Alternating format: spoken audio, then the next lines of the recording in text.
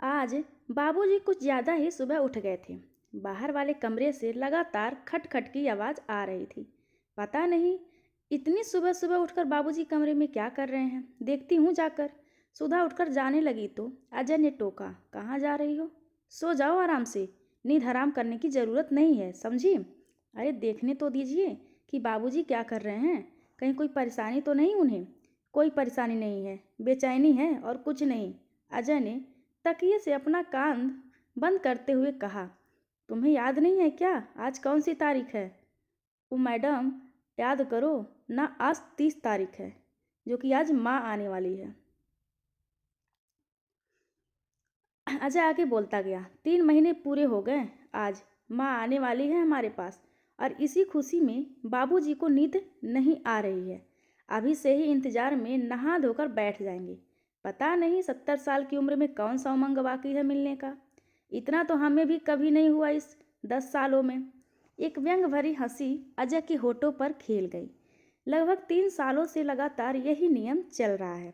बंटवारे के बाद दोनों भाइयों ने बाबूजी और माँ के सामने प्रस्ताव रखा था कि एक साथ दोनों के खर्च का बोझ वे नहीं उठा सकते हैं। सो 3 महीने एक भाई के पास कोई एक आदमी ही रहेगा। पहले तो बाबूजी बहुत नाराज हुए, लेकिन माँ के समझाने बुझाने पर मन मसोस कर तैयार हो गए थे।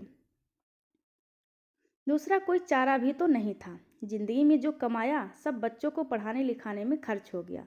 जो कुछ बचा उसमें बाबूजी माँ के नाम से घर बनाना चाहते थे, लेकिन माँ ने ही दोनों बेटों के लिए 2 फ्लैट खरीदने के लिए बाबूजी पर दबाव बना दिया। उनका मानना था कि जो भी है वह सब उन्हीं लोगों के लिए ही तो है। दोनों 2 जगह रहेंगे तो आपसी प्रेम भी रहेगा।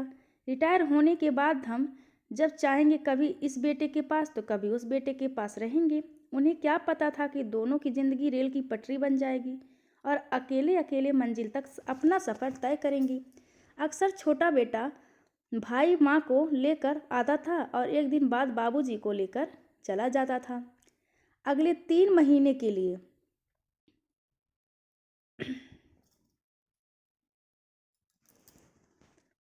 उसके बाद 3 महीने तक फोन ही उनके बीच कड़ी बनकर पति पत्नी को एक साथ जोड़कर रखती थी। अजय के टोकने के बावजूद सुधा उठकर बाबूजी की कमरे की ओर चल पड़ी। जाकर देखा तो वे अपने बेड पर का चादर झाड़ रहे थे। सुधा को देखते ही थोड़े झेप गए। बोले, ओ बहू, मेरी वजह से तुम्हारी नींद खराब हो गई, मुझे माफ़ करना। असल में तुम्हारी सास को गंदगी पसंद नहीं है, इसीलिए झाड़ पोछ दे रहा हूँ। आएगी तो परेशान नहीं होगी ना? 3 महीने इसी में तो रहना है ना उसे। छोटे के यहाँ बड़े सतीके से रखती है अपने कमरे को। अच्छा बेटा, अब आ ही गई हो तो थोड़ा फ़ोन लगाकर पूछो तो कि माँ वहाँ से चली कि नहीं। तब तक मैं स्नान कर लेता हूँ। इतना कहकर वह बाथरूम की ओर चले गए। बहू ने छोटे भाई को फ़ोन लगाया। उधर से देवरानी ने फ़ोन उठाया। कुशल क्षेम पूछने के बाद बहू ने पूछा कि माँ जी निकल चुकी हैं क्या? प्रश्न सुनते ही देवरानी ठहाका लगाकर हंस पड़ी। बोली, दीदी, आपको नहीं पता कि सावन चढ़ गया है? सबसे ज़्यादा हरियाली माँ जी पर ही छाया है।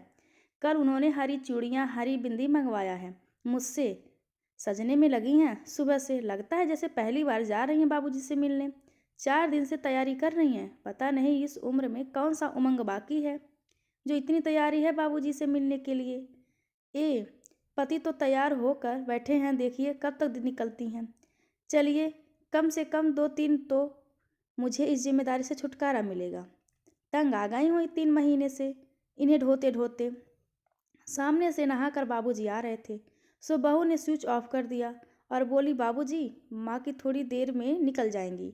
वहाँ से लगभग 2 बजे तक यहाँ पहुँच जाना चाहिए।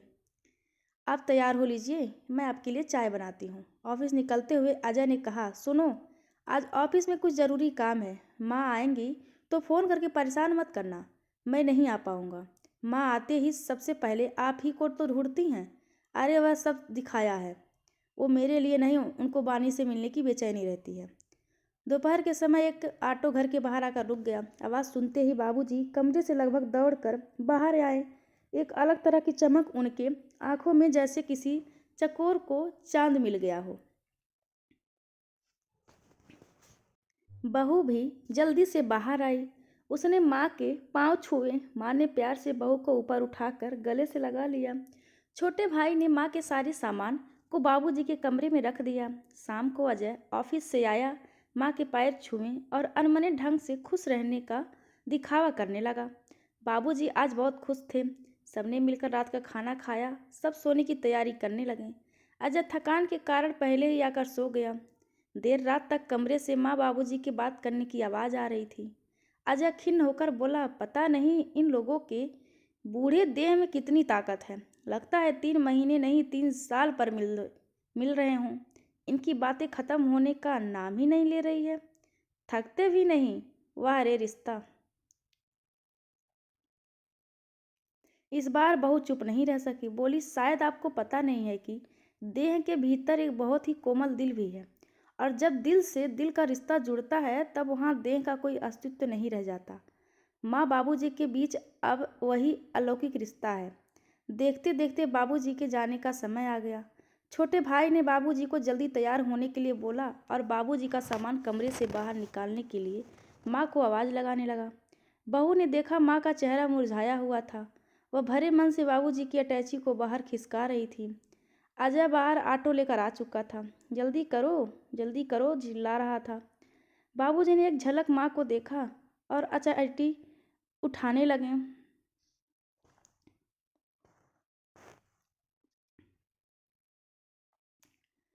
बहुत तेजी से कमरे में आई और बाबूजी के हाथ से अटैची लेते हुए बोली, बाबूजी आप कहीं नहीं जा रहे हैं। आप दोनों अब हमारे साथ रहेंगे। मुझे आप दोनों चाहिए। बस मैं आप दोनों के बिना नहीं रह सकती।